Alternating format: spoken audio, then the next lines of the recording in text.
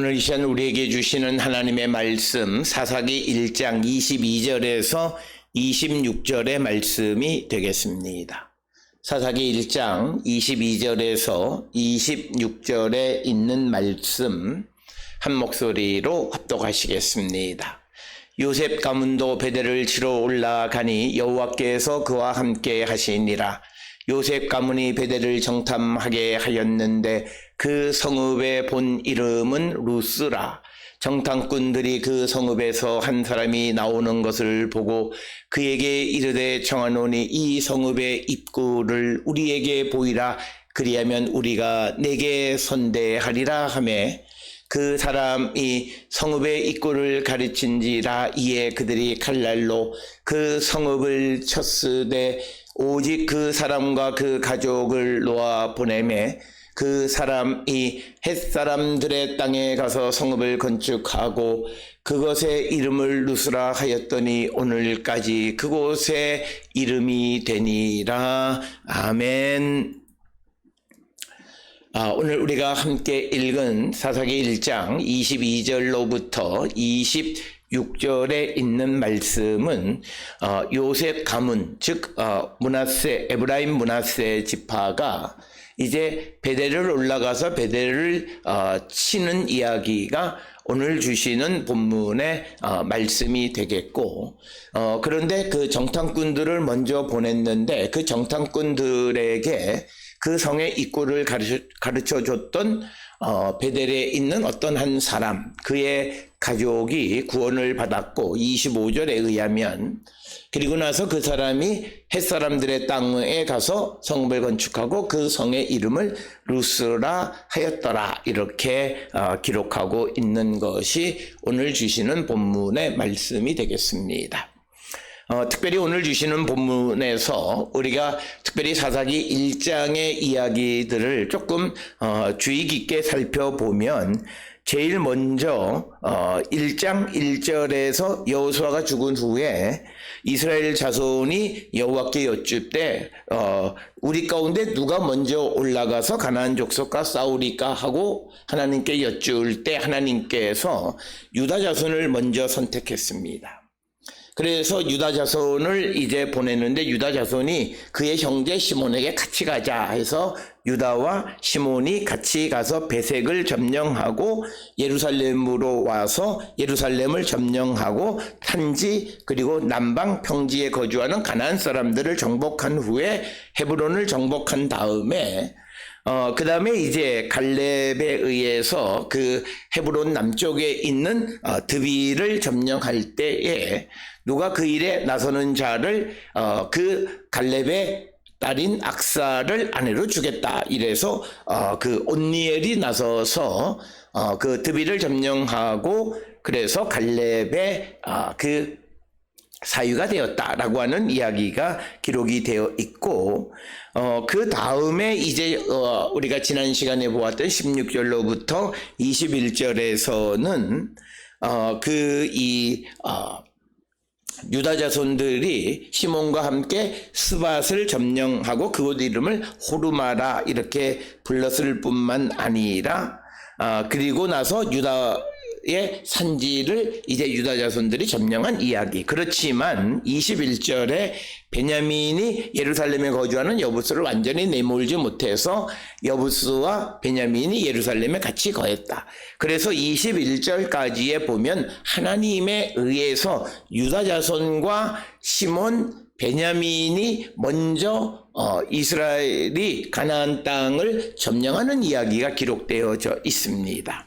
그러면서 이제 22절 이하로부터 요셉 가문에 관한 이야기가 등장하고 이어지는 27절 이하에서는 므낫세 지파에 관한 이야기가 기록되어져 있습니다.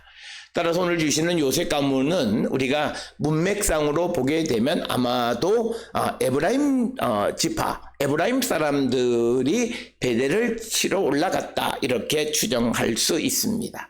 따라서 사사기 1장을 보게 되면 먼저 유다, 시몬, 베냐민. 그런데 시몬의 땅은 유다 지파 가운데에서 분배를 받았기 때문에 큰 덩어리로 보면 유다와 베냐민에 관한 이야기가 기록되어 있고 그 뒤를 이어서 요셉 가문의 에브라임 므낫세에 관한 이야기가 기록되어 있습니다. 이런 순서는 우리가 잘 아는 것처럼 여호수아 15장으로부터 19장에서 이제 그 요단 서쪽 지역의 땅을 점령하고 나누는 일에 있어서 제일 먼저 여호수아 15장에 유다 지파의 땅을 나누고 그 다음으로 이제 에브라임 므낫세의 땅을 나누고 그 다음에 베냐민의 땅을 나누는, 그래서 유다를 먼저 취급하는, 그래서 유다 중심적인 그런 어떤 입장을 우리가 볼 수 있습니다. 따라서 많은 그 성서 주석하는 사람들은 소위 신명기 역사가 신명기서로부터 시작을 해서 여호수아 사사기 그리고 사무엘 상하 열왕기 상하를 우리가 전문적으로 신명기 역사라고 하는데, 이 신명기 역사의 핵심은 유다 지파 중심적이고 예루살렘 중심적, 시온 중심적인 사고로 그 기록되어져 있다라고 하는 거죠. 그래서 그 유다 예루살렘을 부각시키기 위해서 그들을 여러 지파들의 이야기 가운데에서 가장 먼저 다루고 있다, 이렇게 설명할 수 있고, 특별히 우리가 사사기 1장 1절로부터 21절까지에서 반복적으로 많이 언급되어지는 도시는 예루살렘입니다.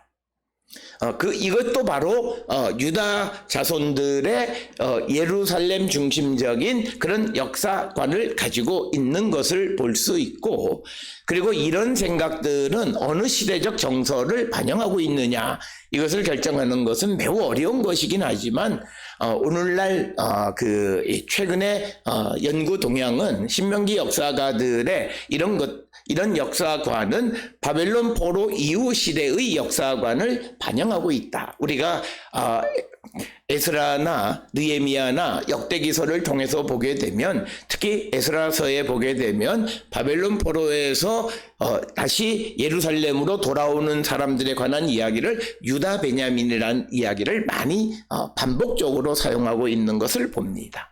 바로 그것과 똑같이 유다와 베냐민을 하나의 덩어리로 보아서 그들을 그 역사의 주인공으로 인식하는 역사 이해는 오늘 주시는 이 사사기 1장에서도 나타나 있지만, 그 사사기 1장은 바로 바벨론 포로에서 돌아온 사람들의 역사관, 예루살렘의 성전을 다시 건축하는 그런 시오니즘, 시온을 중심으로 하는 역사관을 가지고 있다라고 하는 겁니다. 그것을 우리가 성경을 통해서 볼 수 있고, 오늘 주시는 본문의 말씀에 보면 요셉 가문도 베델을 치러 올라가니 여호와께서 그와 함께 하시니라. 그러니까 여호와께서 그와 함께 하셨다라고 한, 요셉 가문과 함께 하셨다는 것은 하나님께서 그들에게 베델을 주셨다라고 하는 그런 의미가 되겠습니다. 그래서 우리가 지난 시간에도 보았듯이 여호와께서 유다와 함께 계심으로 유다가 산지 주민을 쫓아냈으나 그 골짜기 주민들은 쫓아내지 못했다라고 하는 것은 하나님께서 유다에게 먼저 산지를 주셨다라고 하는 의미이고, 오늘 주시는 22절에서는 하나님께서 요셉 가문에게 베델을 주셨다라고 하는 그런 의미가 오늘 주시는 본문의 말씀이 되겠습니다. 따라서 오늘 주시는 본문에 치러 올라가라고 하는 알라라고 하는 동사를 사용했는데, 우리말로는 직역하면 올라간다라고 하는 말이 맞고, 오늘 주시는 이 본문의 상황 속에서 보면 지리적으로도 올라가는 표현이 맞는 것입니다. 그런데 우리가 알라라고 하는 것이 군사적인 용어에서는 출정한다라고 하는 거예요. 그러니까 베델을 치러 출정했는데 여호와께서 그와 함께 하셨다. 즉 요셉 가문이 베델을 나가서 치는 것을 하나님께서 허락하셨다라고 하는 그런 의미가 되겠습니다. 그런데 오늘 주시는 본문의 22절에 보면 요셉 가문이 베델을 점령하는 방식이 요셉 가문이 베델을 정탐하게 하였는데 그 성읍의 본 이름은 루스라 이렇게 기록하고 있습니다. 그러니까 오늘 주시는 본문의 말씀에서 요셉 가문이 이 성을 정복하는 데 있어서 정탐꾼을 보냈다라고 하는 것입니다. 오늘 우리가 주시는 이 말씀에서 한 가지 재미있는 사실을 발견할 수 있습니다. 오늘 여호와께서 함께 하시면 정탐꾼을 보내는 것이 맞냐 하는 그런 신학적 질문을 제기할 수 있는데, 특별히 우리가 이 정탐꾼에 관계되어지는 것의 가장 시발점은 민수기 13장 14장이에요. 그런데 민수기 13, 14장의 정탐꾼은 하나님이 보내신 거예요. 그러나 우리가 여호수아서에서 여리고 정탐꾼에 대해서는 하나님이 정탐꾼 보내라라고 하는 이야기도 없었고, 그리고 아이를 정복할 때 정탐꾼 보내는 것도 하나님이 보내란 말이 없었고, 특별히 오늘 주시는 이 본문의 말씀 요셉 가문이 베델을 정탐했다라고 하는 이 정탐하는 것도 하나님께서 보내셨다라고 하는 말이 없습니다.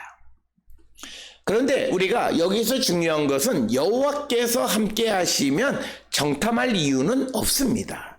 그런데 이 정탐꾼을 보냈다라고 하는 것이 즉 하나님의 명령에 의해서가 아니라 사람이 정탐꾼을 보내는 이야기는 주로 요셉 가문, 특히 에브라임 지파와 관계되어져서 많이 언급되어지는 것을 우리가 볼 수 있습니다. 특별히 우리가 이 여호수아가 그가 에브라임 지파 사람입니다. 그런데 오늘 주시는 본문의 22절, 23절에서도 요셉 가문 가운데 에브라임 사람들이 정탐을 했다라고 하는 것이고, 그리고 아이를 정탐하거나 여리고를 정탐할 때에 이스라엘의 지도자는 여호수아였습니다. 그래서 우리가 보이지 않게 에브라임 지파에 대해서는 조금은 하나님의 약속을 믿지 못하는 그런 분위기를 성경에서 내포하고 있습니다. 그렇기 때문에 이 요셉 가문, 즉 에브라임 지파 사람은 그 하나님께서 함께 하심에도 불구하고 정탐꾼을 보냅니다. 사실 우리가 잘 알다시피 여리고 정탐은 정탐할 이유가 없어요. 하나님께서 그 성을 점령하는 방법은 따로 있었고, 뿐만 아니라 아이를 정탐한 후에는 그들의 정탐꾼에 의해서 2-3천 명만 가도 이길 수 있다고 그랬는데 가서 지고 돌아옵니다. 그리고 오늘 주시는 본문의 말씀에서도 우리가 한 성읍의 입구를 우리에게 보이라는데 그것을 알지 못할 수가 없어요. 그러니까 오늘 주시는 이야기 속에서도 정탐꾼의 역할은 별로 중요하지 않아요. 그런데 중요한 것은 요셉 가문, 특히 에브라임 지파와 관계되어지는 이야기를 기록할 때 정탐꾼을 보내는 이야기들이 빈번하게 등장하고 있다라고 하는 거예요. 지금까지 여호수아와 사사기서에 등장하는 정탐꾼 보내는 이야기는 전부 다 에브라임 지파와 관계되어져 있다라고 하는 겁니다. 이것이 우리에게 주시는 의미는 뭐냐면, 에브라임 지파라고 하는 것은 나라가 나누어졌을 때 북쪽 이스라엘을 지칭하는 겁니다. 그러니까 북쪽 이스라엘은 하나님이 함께 하심에도 하나님을 믿지 못하고 정탐꾼을 보냈다라고 하는 것은 자기들이 확인해야 된다라고 하는 거예요. 오늘 우리가 살고 있는 이 시대에 우리가 이 요셉 가문이 정탐꾼을 보내거나 또는 여리고나 또는 아이처럼 정탐꾼 보내는 일들이 성경에 기록되어져 있다 해서 그것을 따라서 우리도 무슨 일을 할 때 하나님이 분명히 우리에게 가라 명령하셨음에도 우리가 정탐꾼을 보내는 것은 바람직한 일은 아니다는 거예요. 그것은 하나님에 대한 믿음이 약하기 때문에, 믿지 못하기 때문에 내 눈으로 확인해야 된다라고 하는 생각 때문에 정탐꾼을 보낸다는 거예요. 오늘 주시는 본문 22절의 핵심은 여호와께서 그와 함께 하셨다는 거예요. 그래서 아도나이 이맘, 그러니까 여호와께서 그들과 함께 하셨다라고 하는 것은 하나님이 나가서 대신 싸워주신다. 이걸 믿지 못하니까 정탐꾼을 그들이 보내서 자기 눈으로 확인하고 해서 모든 일을 하려고 하는 겁니다. 오늘 우리가 세상을 살아가는 삶에도 우리도 하나님이 허락하시고 하나님이 하라 하심에도 불구하고 내 눈으로 확인해야만 한다라고 하는 그런 믿음을 가지고 있다면 그 믿음은 하나님의 명령에 순수하게 순종할 수 있는 믿음을 갖기 위해서 우리가 기도해야 합니다. 그래서 오늘 주시는 본문에 요셉 가문과 관계되어지는, 특별히 에브라임 지파와 관계되어지는 일에 정탐꾼을 보내는 이야기, 여호수아 때에 정탐꾼 보내는 이야기나 오늘 주시는 1장 22절로 26절에 정탐꾼 보내는 이야기 등에서 이 정탐꾼은 그 성을 점령하는 데에 아무런 도움도 되지 않고 하나님이 함께 하심에도 불구하고 정탐꾼을 보내는 것은 큰 신앙적 관점에서는 바람직한 모습은 아니다라고 하는 것입니다. 따라서 오늘 주시는 역대기 역사가는 유다 중심적이기 때문에 그들이 요셉, 즉 에브라임 므낫세 북쪽 왕국과 관계되어져 있는 역사를 기술하기는 하지만, 그러나 그 기저에 깔려 있는 것은 이들은 하나님의 약속을 믿지 못하는 사람이라고 하는 것을 전제하고, 그래서 그들은 하나님의 말씀을 들음에도 항상 자기들이 확인해 보려고 하는 모습을 갖는 것을 보여줌으로써 이 성경을 읽으면서 그 모든 사람들은 이 요셉 가문이 베델의 정탐꾼 보내는 이야기를 읽을 때 유대인들은 이거 웃긴다라고 하는 거죠. 하나님이 가라 그러면 그냥 가면 되는데 무슨 정탐꾼 보내느냐라고 하는 겁니다. 그래서 오늘 주시는 본문에 숨겨져 있는 23절에 정탐하게 하였다라고 하는 이 말은 여호와께서 그와 함께 하신다라고 하는 22절과 대치되는 이야기입니다. 그래서 오늘 우리가 살고 있는 이 시대에 우리의 믿음은 하나님이 함께 하시면 무엇이든지 할 수 있어요. 그래서 우리가 눈으로 확인하거나 어떤 전술을 쓰거나 전략을 채우거나 아무런 필요가 없어요. 하나님은 모든 것을 이룰 수 있는 능력 있는 분이라는 거예요. 그래서 우리는 믿음을 가지면서 자기 스스로 걱정하고 고민하는 사람들이 많아요. 하나님께서 함께 하셔서 하나님이 우리를 대신하여 싸워주심을 믿으면 정탐꾼 안 보내도 돼요. 그러나 정탐꾼을 보내면 그가 잘 돌아올 것인가, 그 정탐한 결과를 가지고 머리가 아픈 거예요. 민수기 13장 14장에서는 정탐을 한 결과 결국 그 상황을 본 다음에 오히려 그들이 하나님의 말씀을 어긴 것을 우리가 보게 됩니다.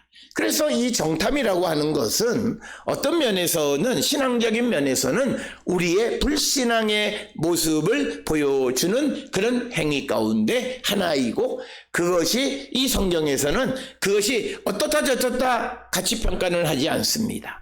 그런데 그 일을 하는 것은 주로 에브라임 지파에 대한 것인데, 성경 특히 신명기 역사, 즉 여호수아나 사사기를 기록한 역사가의 입장에서는 에브라임 므낫세에 대해서는 긍정적이지 않다라고 하는 겁니다.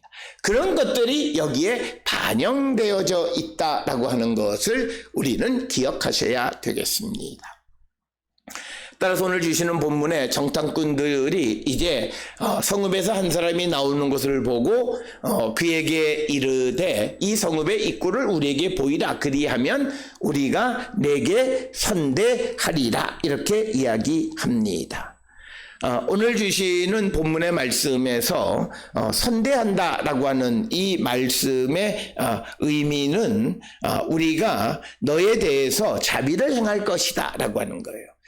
그러니까 오늘 주시는 본문에서 이 정탐꾼들이 이 베델에서 나온 사람에게 우리에게 그 성읍의 입구를 보이면 우리가 이 성을 점령할 때 너에 대해서 자비를 베푼다, 용서, 너가 죽어야 되지만 살려주겠다는 뜻이에요. 그래서 오늘 주시는 본문의 말씀에 선대하다라고 하는 말은 헤세드가 사용됐습니다. 헤세드, 즉 자비를 베푸는 겁니다. 그러니까 자비를 베푸는다라고 하는 말은 죽어야 할 사람을 살려주는 겁니다.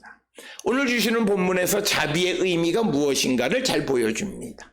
그러니까 우리가 좀 뭐가 없는 사람에게 그에게 무엇을 즉 먹을 것이 없어서 고통 속에 있는 사람에게 식량을 공급해주는, 그건 아주 작은 일이지만 성경에서 말하는 자비, 하나님이 우리에게 베풀어 주신 자비는 죽을 자를 살리셨다는 것. 예수 그리스도를 통해서 죄로 인하여 죽을 수밖에 없는 우리를 살려주신, 그것이 헤세드고 그것이 자비고 그것이 오늘 주시는 말씀에 선대하리라 하는 선대라고 하는 거예요. 죽어야 하는 너희를 살려주겠다는 거예요. 우리가 잘 알다시피 신명기서의 이방 도시를 점령하는 원칙에 의하면 그곳에 있는 모든 생명 살려두지 마라. 신명기 20장 16절에서 20절에 기록되어 있어요. 그래서 살려두지 마라. 너희를 죽여야만 하는데 그러나 너희들을 살려주겠다는 거예요. 그래서 우리가 주의 자비하심이라고 하는 그것은 죽을 죄를 지은 사람을 살려주는 겁니다. 오늘 우리가 살고 있는 이 시대에 주님의 자비와 사랑을 본받아서 우리도 사랑한다라고 하는 것은 단순히 내게 있는 것을 나누어 주는 것을 넘어서 내가 저 사람을 반드시 죽여야만 하는, 그 사람은 죽을 수밖에 없는 그런 자이지만 그를 살려주는 것을 자비라고 이야기하고 선대라고 이야기한다라고 하는 거예요. 그래서 오늘 주시는 본문에서는 우리가 세상을 살아가며 우리가 하나님의 자비를 입은 자들이라고 하는 말은 죽을 수밖에 없는 나를 살려주셨다라고 하는 그런 의미를 함축하고 있고, 오늘 우리가 예수 그리스도의 사랑과 자비를 입은 자로서 자비를 베푼다라고 하는 것은 내게 있는 것을 그저 나누어주는 그런 차원을 넘어서서 내 손에 죽을 수밖에 없는 사람을 살려준다라고 하는 그런 의미까지를 내포하고 있다라고 하는 것을 우리에게 가르쳐주는 그런 말씀이 되겠습니다. 그래서 25절에 그 사람이 성읍의 입구를 가리켰고 이에 그들이 칼날로 그 성읍을 쳤으되 오직 그 사람과 그 가족들을 놓아 보내서 그가 26절에 햇사람의 땅으로 가서 성읍을 건축하고 그 이름을 루스라 불렀다, 이렇게 기록하고 있습니다. 그래서 오늘 주시는 본문을 통해서 우리가 이 베델에서 나온 한 사람은 전쟁 중에 불안한 그런 상황 속에서 그는 누군가 길을 묻는 사람에게 길을 친절하게 안내하는 역할을 한 겁니다. 어떻게 보면 그가 행한 일이 뭐 그렇게 큰 건 아니에요. 그런데 그는 사람들에 대해서 항상 선대하는 그런 마음의 자세를 가진 겁니다. 이것은 시브리서 13장 2절에 보면 손님 대접하기를 잊지 말고 이로써 부지 중에 천사들을 대접하는 이들도 있다. 그래서 오늘 주시는 본문에서 베델에서 나온 사람이 어떤 낯선 사람이 와서 무엇을 물을 때 무시하고 그를 경멸하거나 그랬더라면 그는 이 하나님의 구원의 은총을 입을 수가 없었는데, 그러나 그가 낯선 사람들의 질문에 대해서 선대함으로 말미암아 그가 결국은 그 자신과 가족이 구원을 얻게 되어졌다라고 하는 겁니다. 그렇다면 우리는 어떤 사람이 정말 그게 주의 천사인지 우리가 어떻게 알 수 있느냐?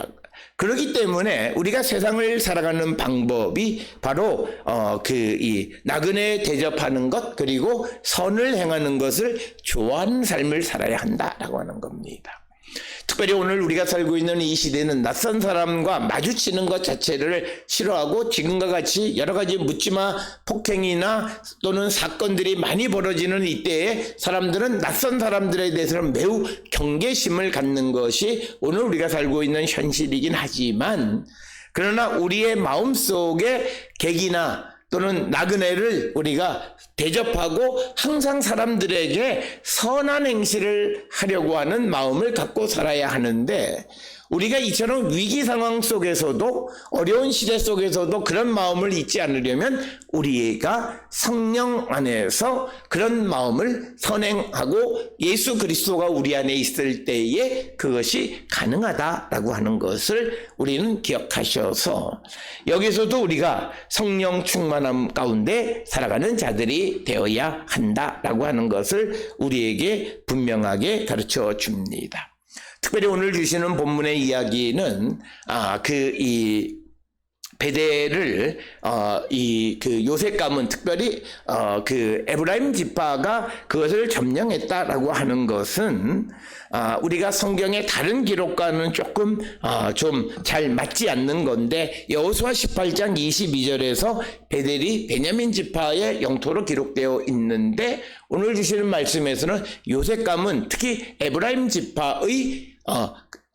지파가 그 땅을 정복했다 이렇게 기록하고 있습니다. 그래서 베델은 그러니까 에브라임의 남쪽 경계, 베냐민의 북쪽 경계에 위치하고 있기 때문에 시대에 따라서 이쪽 저쪽 그리고 남북 왕국이 나뉘어졌을 때 이쪽 저쪽에 속했던 그런 지역이 베델입니다.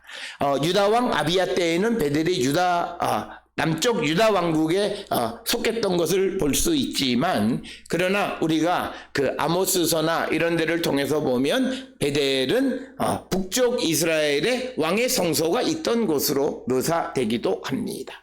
따라서 오늘 주시는 본문의 말씀에서 이 사사기를 기록하는 사람은 베델이 에브라임의 수중에 있다라고 하는 것을 우리에게 보여주는 것이다 라고 하는 것을 우리가 생각할 수 있다라고 하는 겁니다. 따라서 오늘 주시는 본문을 통해서 우리에게 주시는 말씀은 하나님께서 그와 함께 하셔서 주시는 하나님의 선물을 받을 때 우리는 그것을 의심해서 또는 그것을 확인하기 위해서 정탐꾼을 보낼 필요는 없다라고 하는 겁니다.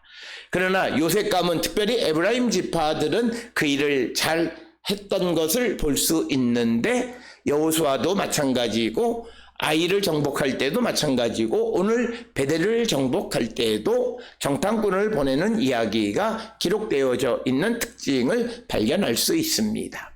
오늘 우리는 주님이 우리에게 명령하시는 말씀에 대해서 우리가 그것을 듣고 그것을 순종하고 믿는 그런 믿음을 가져야지 우리가 확인해 보려고 하는 마음은 그것이 바른 믿음의 모습은 아님을 우리에게 가르쳐 줍니다.